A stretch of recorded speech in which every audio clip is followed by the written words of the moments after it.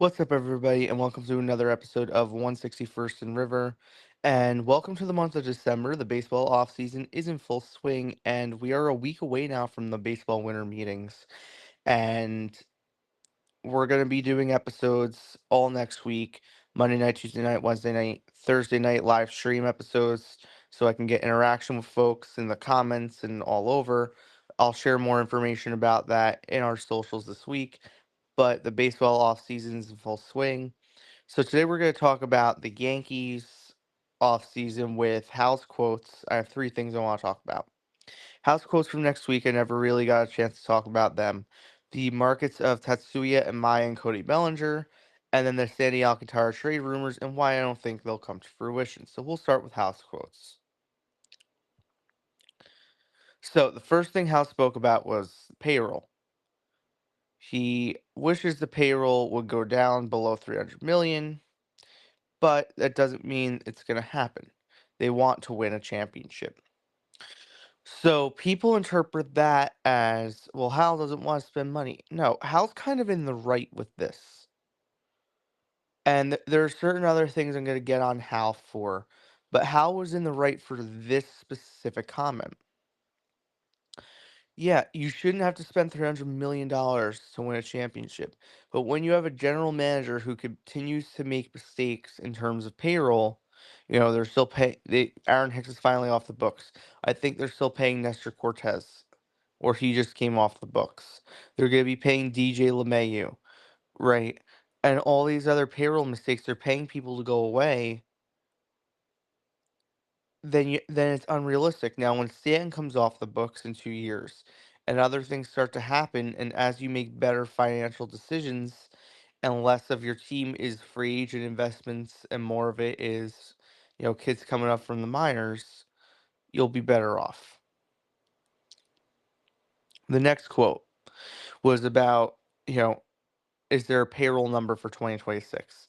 And he said we could talk before he goes to the winter meetings. He mean Cashman about a range, but because it's a fluid situation, it can go bye-bye in 2 seconds.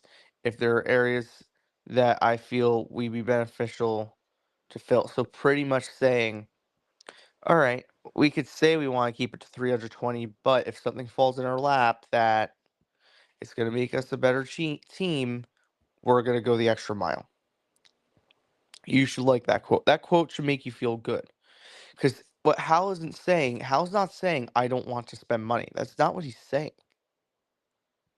Hal's pretty much saying the quote that got everybody pissed off, that I don't even think I put on here because I think it was so stupid, was about that the Yankees aren't making a profit.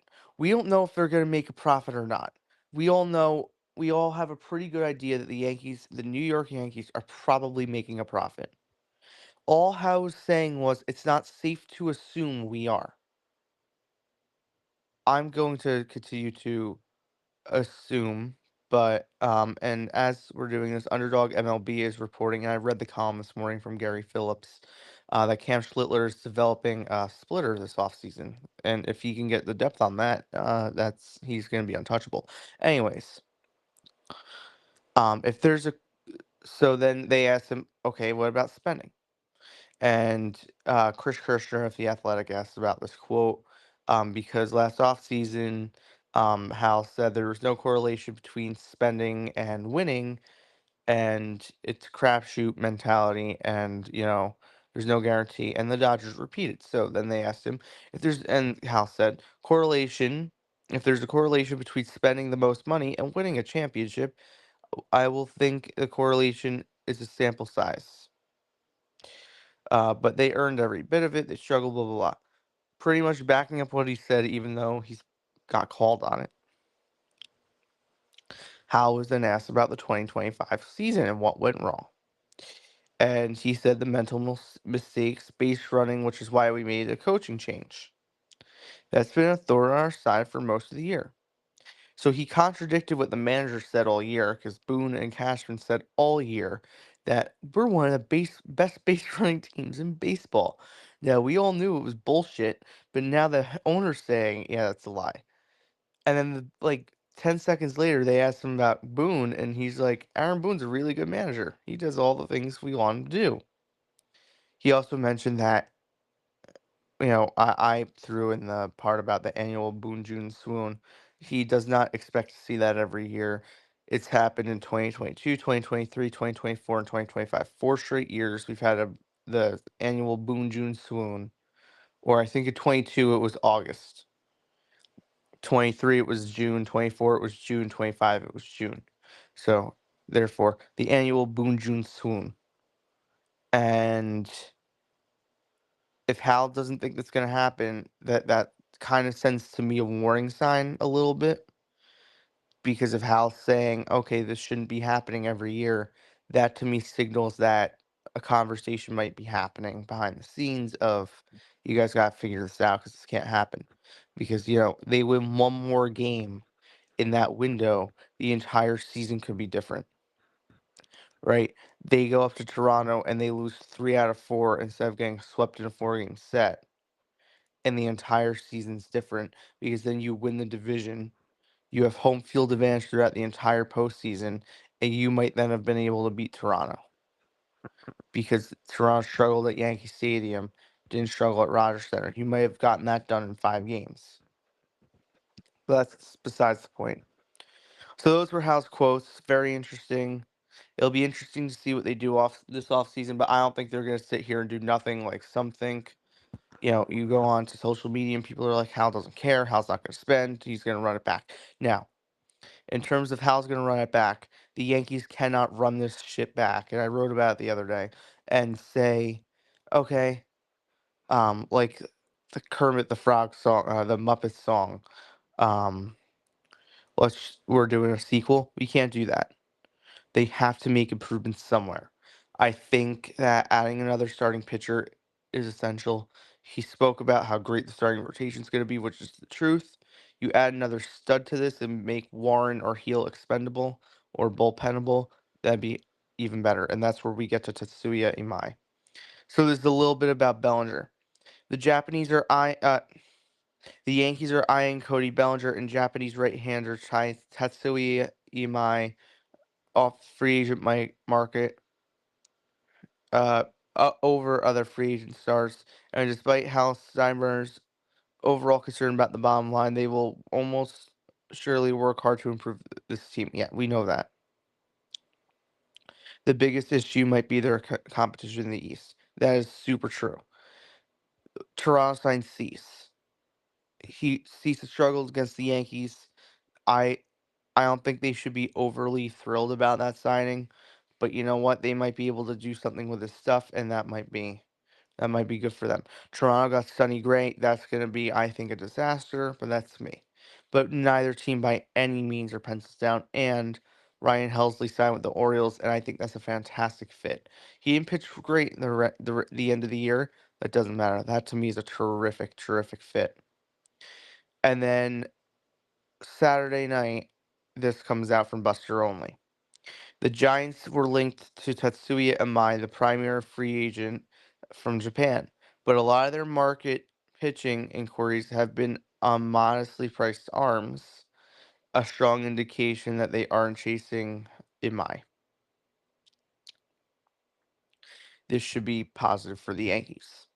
The Giants, to me, were the only team that could really, maybe San Diego, but even that, I don't think, because they don't have the money right now. The Giants, to me, were the only team that were going to legitimately give the Yankees a true run for their money in my sweepstakes, because Boston could probably be involved, but they still have Yoshida on their team, and he doesn't want to go to a team with other Japanese players. Toronto is probably out of the running now because of Cease, so that's positive for the Yankees. Now I think they're still looking for some pitching, but I'd be floored if they went out and did both. And if they did, then you know what? That's a good front office. But the Yankees now, this is pretty much falling in their lap, right? He's not going to go to he wants to go to a team that's going to win. He wants to beat the Dodgers, and he wants to be on a team with no Japanese players. The Yankees are still one of the closer teams in the American League to winning a championship. Adding Tatsuya and Mai to this Yankee rotation, you'd obviously take out Yarborough if you add a Mai. You probably slot him 3, Warren 5, Heel 4, and then bump everyone, and then guys become expendable because you need at least 2 spots for Rodon and Cole. Right, Cole's going to slot ahead of Freed, assuming he's healthy. That's going to knock Schlittler to 3, Amai to 4, and even Amai might be number 5 because it would be Cole, Rodon, Cole, Freed, Schlittler, Rodon, Amai when all healthy. And then when Schmidt comes back, Schmidt then goes to the bullpen. That's what I would do. Now, I'm going to pull up Amai's numbers just so we can see them from Japan. On Threads, where he's been doing a lot of stuff recently, Jeff Passan reported yesterday that executives around the league expect that Tatsuya and Mai will sign next week at the winter meetings. He's meeting with teams this week. His market's really moving. His market's really going quick. I know I'm pretty confident he's meeting with the Yankees. They really like him, and everyone who has spoken from the Yankees this offseason publicly has mentioned how much they want to get back into the Japanese market, and I think this is the perfect gateway into doing so. And they need to do it. And let's just say they go out and get him, right? They go out and get Tatsuya and Mai. Now all of a sudden there's less of a, like, you still want to go out and get um Cody Bellinger or Kyle Tucker over Cody Bellinger, but there's less of a, I don't know how to put it. You don't have to. Like, if they were to go out and do this and not get um Tucker because of how, like, if they were able to go out and do this and then get Bellinger, right? That's your lineup. And then you are then able to bolster the bullpen. You feel pretty good about this team. It'd be the same lineup. You're, hoping that guys can take a step up from where they were last year and go from there. And this team is going to have a lot going for them.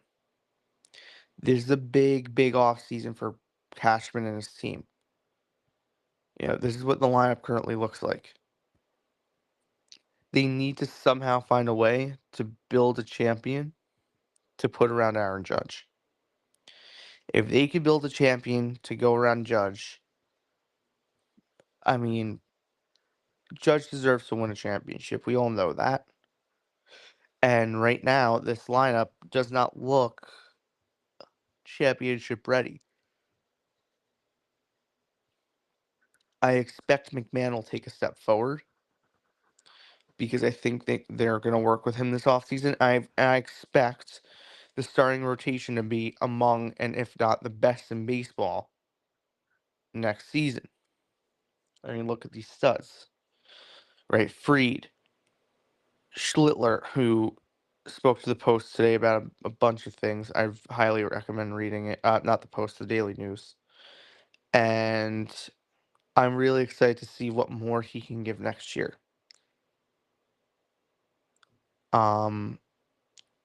Morosi expects that Kyle Schwarber sign before Kyle Tucker. Here's my reminder of the offseason. I give it pretty much weekly now of who to actually trust. Morosi's not one of them. Sandy Alcantara trade rumors. Jim Bowden, another person you shouldn't trust, went on MLB Network Radio and predicted that Sandy Alcantara will be a Yankee on opening day. That they've had conversations. I know they've had conversations. He said they've had conversations. recently, whatever that means, and he expects that to happen. I don't expect that to happen because from every indication on the Marlins side, they don't want to trade him because they want to try and compete for a wild card this year. And it came out from The Athletic last week that of the two that are more likely, Edward Cabrera is more likely to be traded than Sandy Alcantara, which, okay, would the Yankees trade for him? I could see that, yes.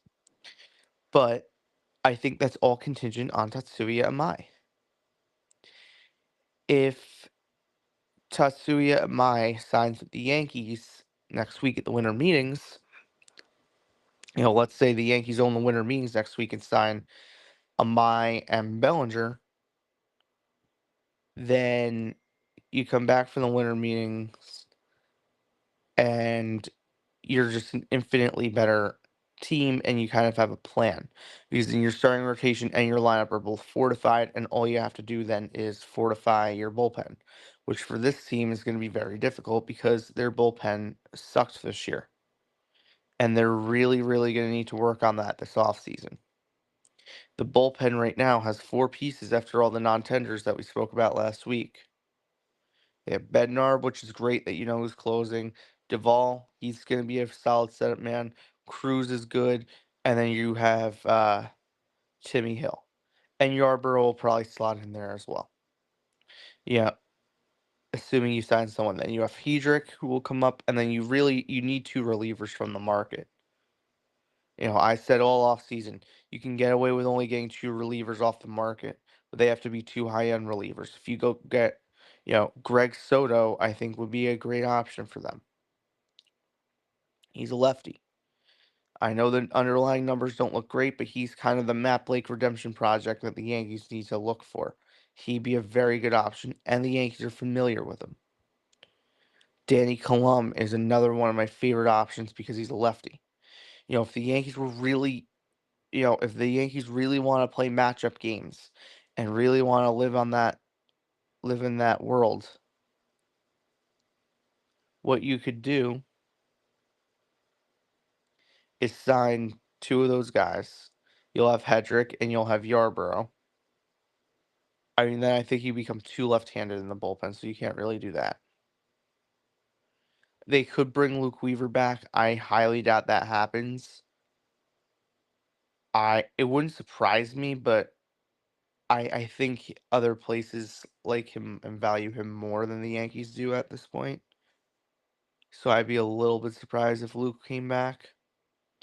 Not saying I wouldn't like it, but I'm saying I'd be surprised because I feel like other teams are going to be like, we'll offer you an opportunity to close, and I think he'll take that over coming here to do setup.